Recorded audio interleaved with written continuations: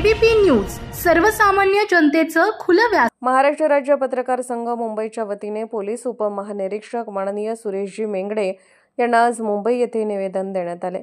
या निवेदनात सांगण्यात आले आहे की महाराष्ट्र राज्य पत्रकार संघाचे प्रदेश उपाध्यक्ष श्री किशोर राय साकडा, उत्तर महाराष्ट्र अध्यक्ष भुवनेश दुसाने, पदाधिकारी राकेश सुतार आणि कुंदन बेलदार यांच्यावर खंडणीचा खोटा गुन्हा पाचोरा पोलीस स्टेशनमध्ये दाखल करण्यात आला।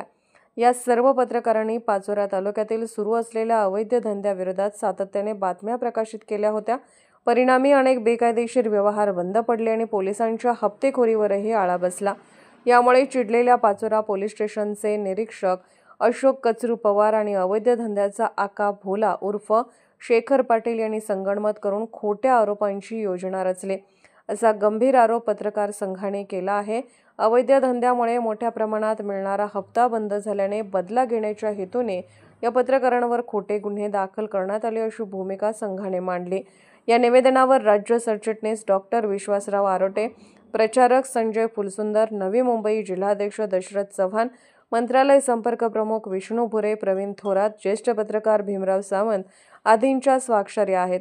जर मागण्या मान्य न झाल्यास महाराष्ट्र राज्य पत्रकार संघ लोकशाही मार्गाने तीव्र आंदोलन छेडणार असल्याचा इशाराही देण्यात आला आहे।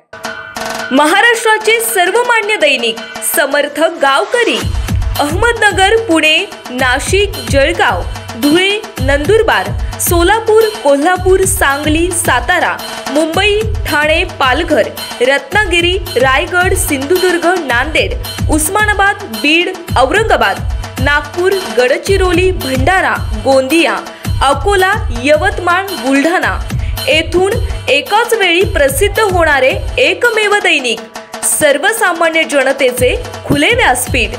संपादक आहेत विश्वासराव आरोटे। मोबाईल नंबर आहे 94 23 38 85 08।